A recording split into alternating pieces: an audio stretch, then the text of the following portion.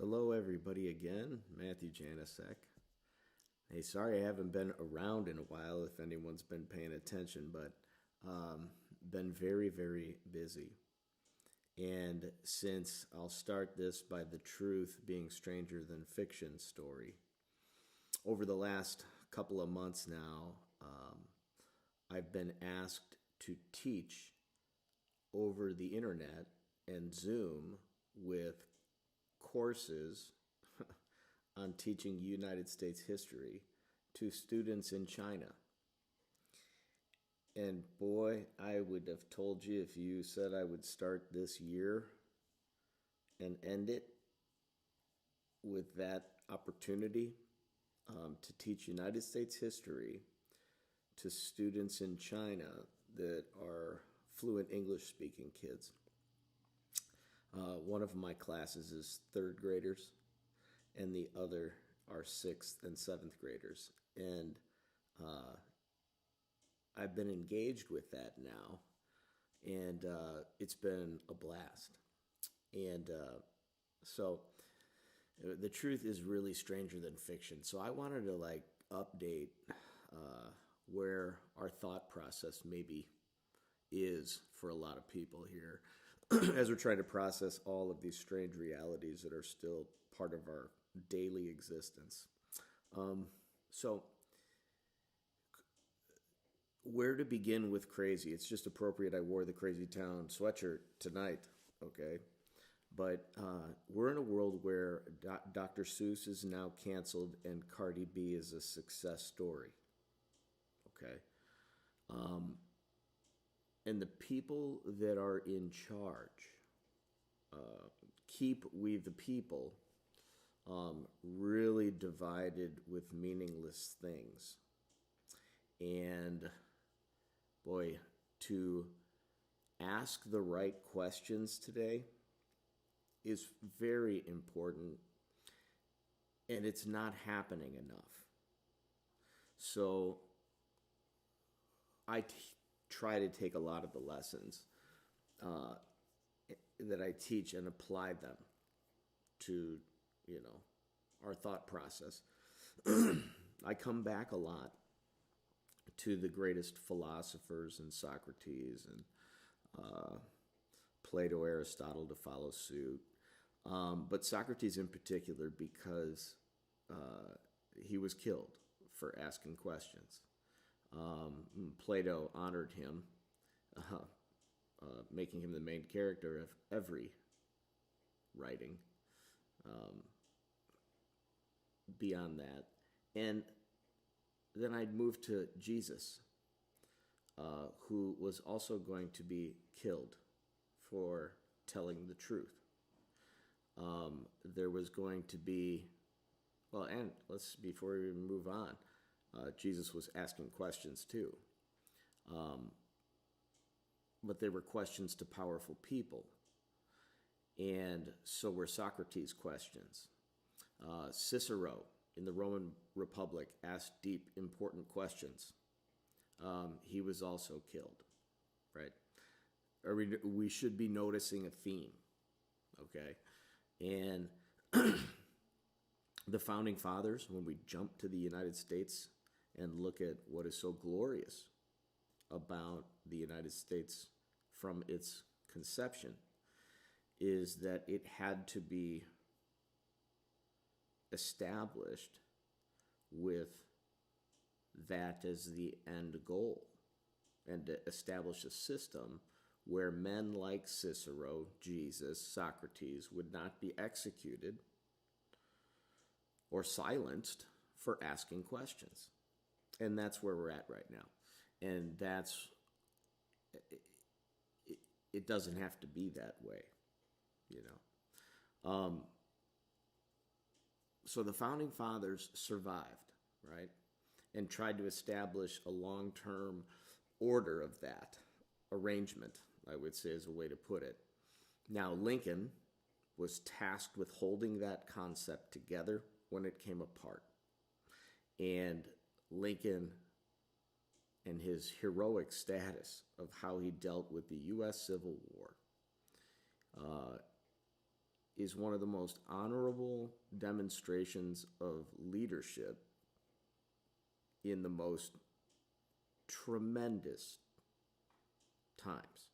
The fact that the United States survived the Civil War and came out better, right, is a blessing, okay? And Lincoln paid the ultimate sacrifice for that too. Gandhi, these ideas do not know nationalities, and they do not know borders, and they do not know races, and they do not know religions. This concept of individual freedom and liberty and all that good stuff, Gandhi paid the ultimate price for as well. Martin Luther King, moving on down the line, paid that ultimate sacrifice as well. All for the pursuit of truth and justice and asking questions. Okay. Now, the most modern people that I like to hit on this hard is Edward Snowden and Julian Assange. Without these men, we do not have the foggiest idea of what's happening. With these men, we know certain truths, and essentially they should be priority one. But asking these questions has made both those guys enemies of the state. They're not allowed here, okay? That's just straight up not right. And priority one should be to issue an immediate pardon to these guys. I don't see what is the problem, actually. For a free people to know these truths exist and to not pursue justice, we don't deserve the freedom. And I guess we're seeing it taken away from us little by little as it is right now, which has motivated a few more of these discussions. Asking questions gets people in trouble, okay? We've established that. When you have a chance next, look up what happened to William Jennings Bryan when he was Secretary of the State for Woodrow Wilson. Look up and study the Nye Committee meetings and the Nye Report of 1935. Look up what happened to Nikola Tesla after he died and his materials. See if you can track those down. Maybe look up James Forrestal, U.S. First Secretary of Defense, and investigate his unfortunate demise. And maybe Milton Cooper, U.S. at one point Naval Intelligence Officer and seeker of truth, and a multitude of others. I could list a lot more, okay? These are researchers who have wound up dead for researching and asking questions, okay? The bottom line in this expedition toward truth is if you really want to pursue it, it's going to get messy, and you are not going to come out on the opposite side the same person, okay? It's really a red pill, blue pill moment. That's reality. But to really know history and understand it the best that we can, because we can never 100% know what's going on in somebody else's mind when they're making decisions. We can do the best to figure out and make the best assessment, but we can never have a guarantee. But we look for these patterns. We have to know the prophets of history in the past and what they have said and what they have done and why. We need to know the primary sources. We need to know what they were battling for and or battling against. They're the sources. They should be our guide. Okay? These are the lessons from history. So here's just a tip of the iceberg of what many people are aware of. And the people in the United States are not as stupid as some people must think, okay, so the truths that we know, that Edward Snowden was telling the truth, okay?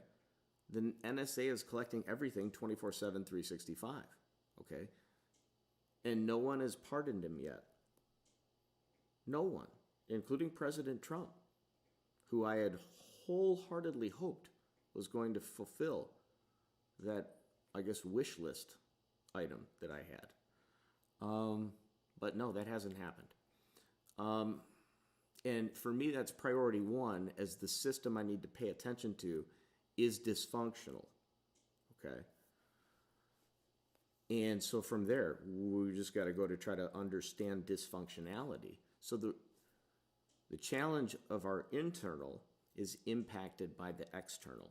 And the external, priority number one for comprehension is this world is in a shift a little bit because it is struggling with the battle between globalism, internationalism, and sovereign nationalism. That is the real struggle that is happening. And to weigh out and to assess that, we have to recognize the complexities of the starting point. But our culture doesn't help facilitate that discussion, okay? And there's many reasons, so we'll get into that. Now, that's just how an approach should be to understand the larger struggle that is happening. And most easily reflected in that can be seen quickly between the economic policies of President Trump and the economic policies being pursued aggressively by President Biden, okay? They're the opposite. One of them is in favor of American sovereignty and nationalism, and the other is in favor of the global system. Okay, that's the starting point of comprehension. One of the starting points, I guess. The national debt for the United States is $29 trillion almost, I think. And when I was a kid during Reagan's era, that's when we passed $1 trillion for the first time. So in my lifetime, and hopefully I got more to go, but in my lifetime, the debt is insane. Okay. Even Alexander Hamilton went insane long before this. Okay. Another reality, Bitcoin is beginning to be purchased by Visa and MasterCard. So institutions now are looking at alternative currencies as well. Something to pay attention to, okay? Most of Republicans polled did not believe the results of the last election were legitimate. Regardless of what we feel about that, you're talking about 60 million people at least, right? 60 million people that just don't trust the system outright. And President Trump got 10 million more votes than he got in 2016 and lost. And Joe Biden got the most votes of all time in the history of American elections.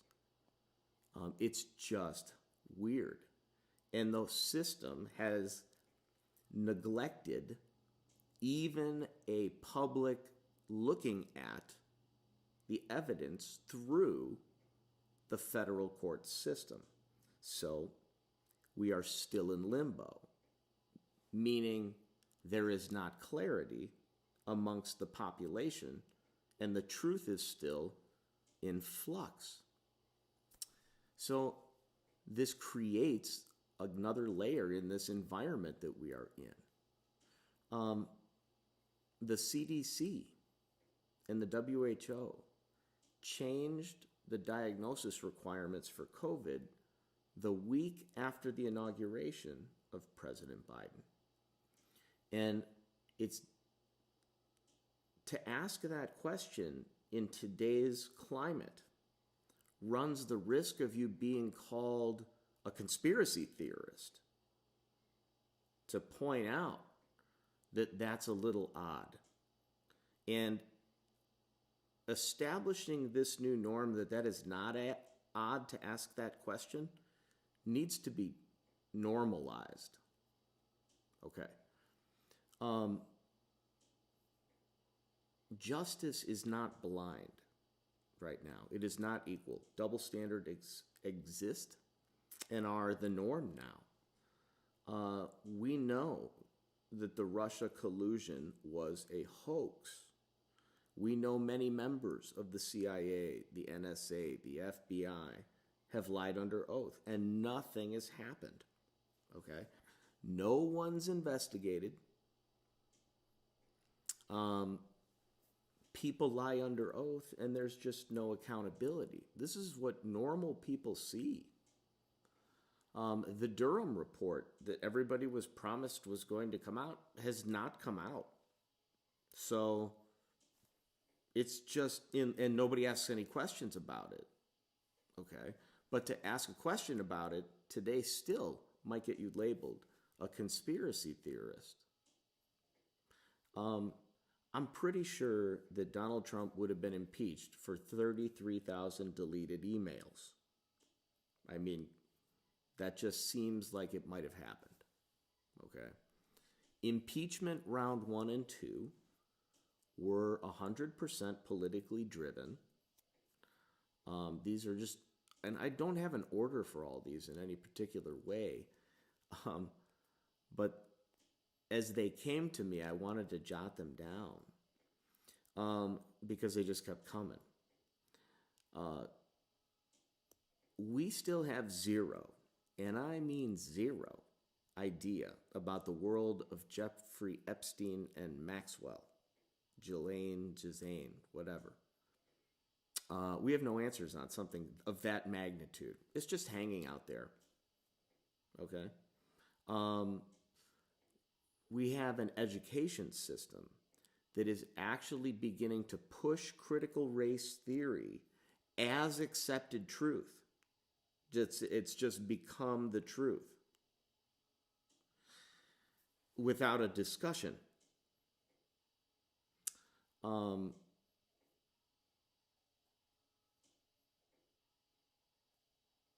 Tucker Carlson is the number 1 rated primetime news source in the United States. Okay. Why? Okay. It's at least worth asking the question, and it's not because people are racist. Illinois lifted its first COVID restriction the day after the inauguration, and subsequently more have followed. And we're going to be back to school here pretty quick. Now, to be able to ask the question, that's weird. I wonder if that's just a coincidence, or is there something to this? Is an okay question that should be asked. I would say it probably should be asked by the mainstream press. Okay. Cancel culture is real. It's scary. And it's generally happening to one side.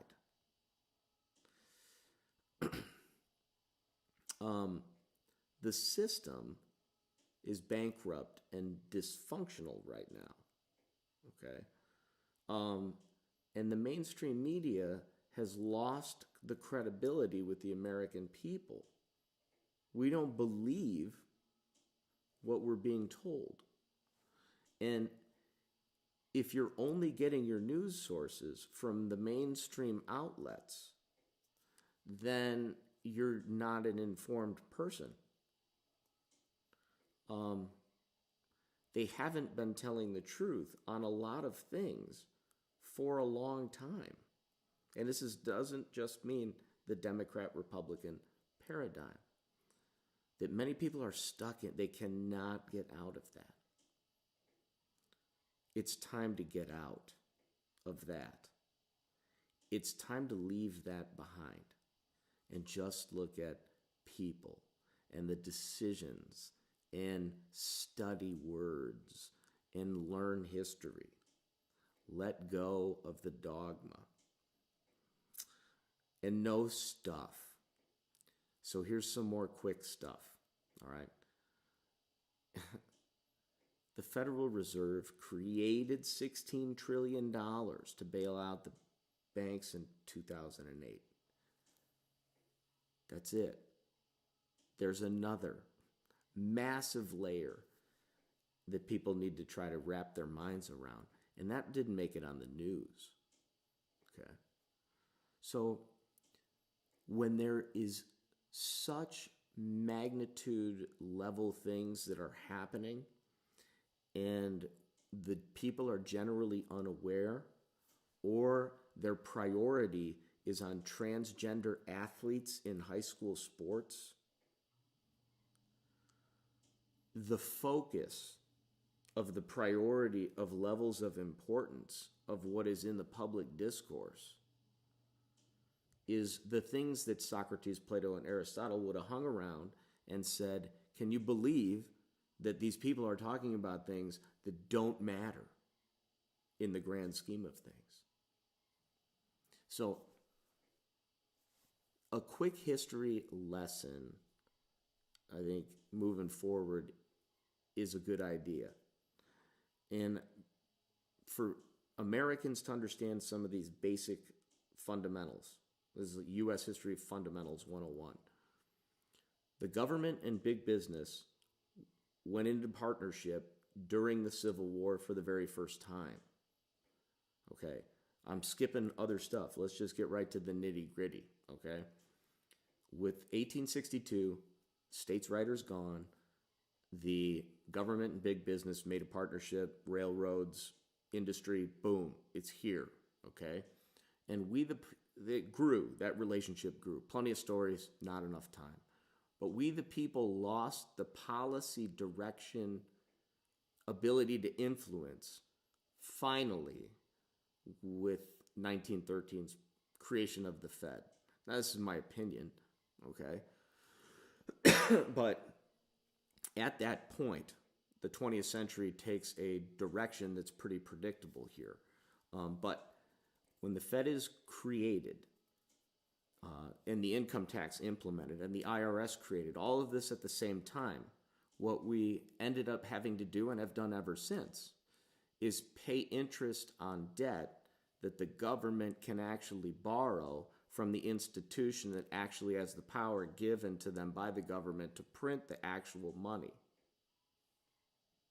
So we have to pay the interest on the debt for things of what government wants to do, which is everything now, and they have an endless supply of currency to do it with, except that we will be paying for it. And now that we are in $29 trillion of national debt,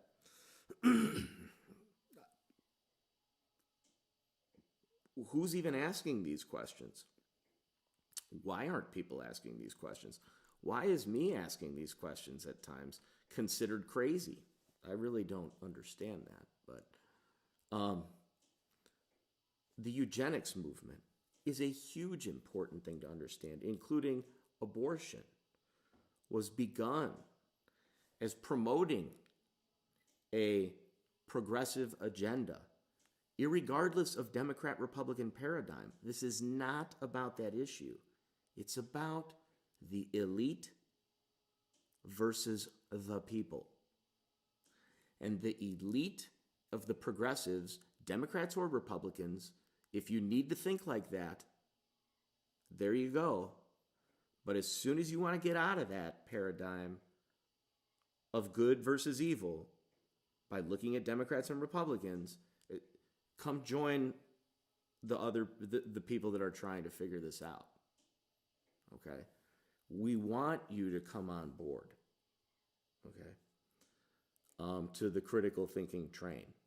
It would be cool if we could get more people on it. It's people that believe in superiority versus people that believe in equality and an equal opportunity. Okay. World War I 20th century, quick 101 lesson, we financed the whole thing. We financed the whole thing for the Allies in a desperate attempt to win because we needed to make our money back, okay? And after World War I was over, the Allies ended up punishing Germany, and they had to pay $33 billion in reparations, and nobody had any money except American banks, since we had really just begun the credit train. So we did. We paid Germany's war debt so Britain and France could pay us back with our own money that is just going out there making interest upon interest. Okay? And there would be essentially a massive tax hike to finance war right after we passed the income tax amendment. Is that coincidental? No, I don't really think so. So we have the Great Depression that's going to come right away too, caused in part by an institution that was created to not allow for a depression. And they underregulated interest rates, and then they overregulated stuff. So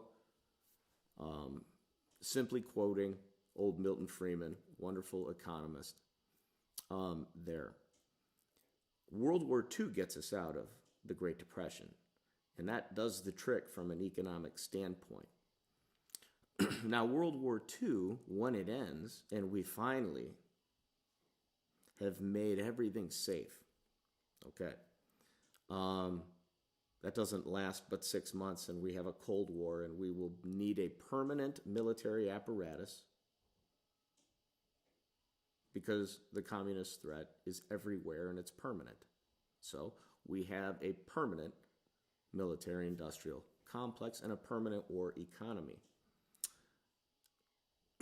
2001, 9/11 replaced the end, essentially, of the Cold War with a new war, perpetual war, and a war that knows no borders or nations, a war on terror, a global war on terror, perpetuating the permanent war economy, but adding a lovely twist called the Patriot Act and the NDAA and FISA. The national security state that had been created in 1947 now Orwellianly controls everything, right? And they collect all of our data. We began this discussion with Edward Snowden. They have all the power.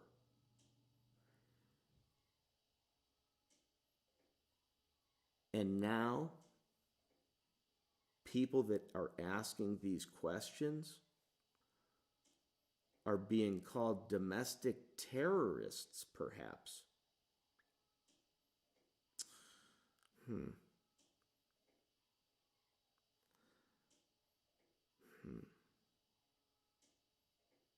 It's weird.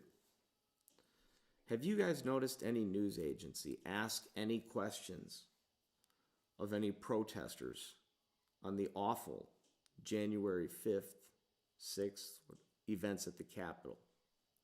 Can't remember the exact day. Did anyone ever interview anybody?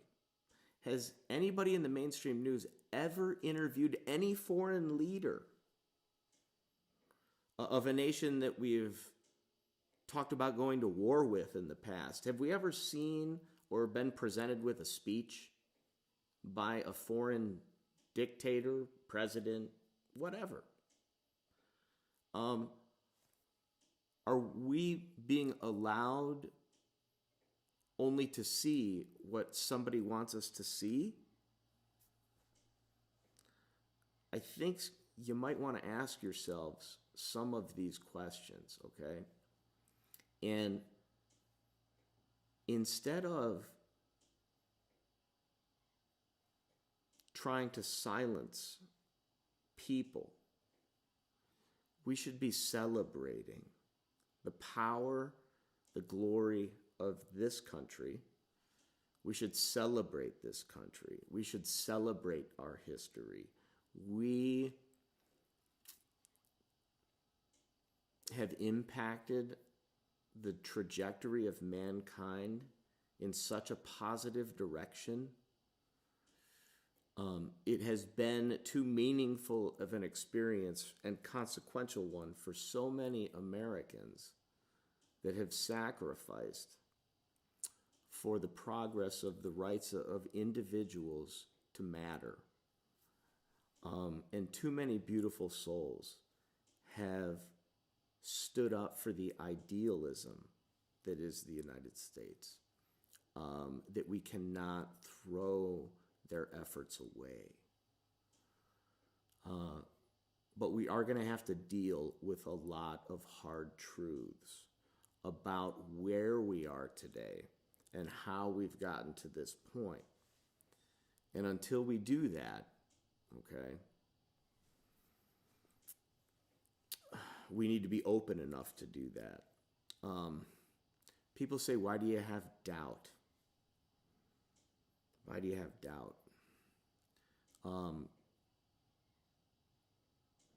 Here are just the known lies that we've been told. I mean, the known ones, okay? We know JFK's assassination. Somebody knows. They're just not telling. The Robert Kennedy assassination, I'm not convinced, okay? I have an idea that he might have won that election and maybe wanted to find out what happened to his brother, okay? But to ask that question doesn't make me a conspiracy theorist that should stop asking questions. Okay. Just in case we didn't understand that. Okay. Asking these questions. Hey, MLK was assassinated too, and he was being hot-tailed by J. Edgar Hoover for a long time. I mean, asking these questions and finding out what happened is the responsibility of an educated citizenry. The Vietnam War, we were lied to about. We know we were lied to about it. The CIA, throughout most of its Cold War covert operations, we know that they are sanctioned now to keep secrets from us. So we know that we're being lied to. Watergate, okay. The Iran-Contra affair, okay. Weapons of mass destruction in Iraq. Notice that none of these know a political party. It's the elite that are lying to we the people. It's the elite. Some of them, maybe most of them, we would like to find out, okay, but we haven't been able to yet. 10 to $15 trillion spent on these foreign wars. Okay, 9/11's lingering issues. There are still legitimate questions that were asked about 9/11. If our government is intervening an investigation or a lawsuit toward Saudi Arabia or Saudi Arabian citizens, then there's a reason to ask a question. It doesn't make you a conspiracy theorist and somebody who should be quiet. Russia collusion was a lie. Okay. The Mueller report was political theater. We have just spent, in the last year of COVID, $6 trillion in COVID relief, with the latest round having less than 9% of a $1.9 trillion bill going to the citizens. Okay. So, to ask these questions really should make more sense than it does create confusion. It should make more sense. And you know, I haven't even begun to touch ancient world history yet. And what's going to have to come down the pipeline someday in the future as we are discovering treasures from the ancient past that are blowing away the timetable of the history of mankind.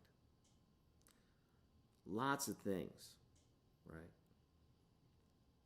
need to be understood. But to understand these things, we need to try to ask the right questions. And I much prefer to live in a country and operate in a system where I'm free to think. I'm free to ask these questions. You at home may have different questions. They may be just as germane as my questions, even if they don't all align with what I'm saying. What I am talking about is a culture of tolerance, a culture that is worthy of the designation of Western civilization, a culture that wants to pursue truth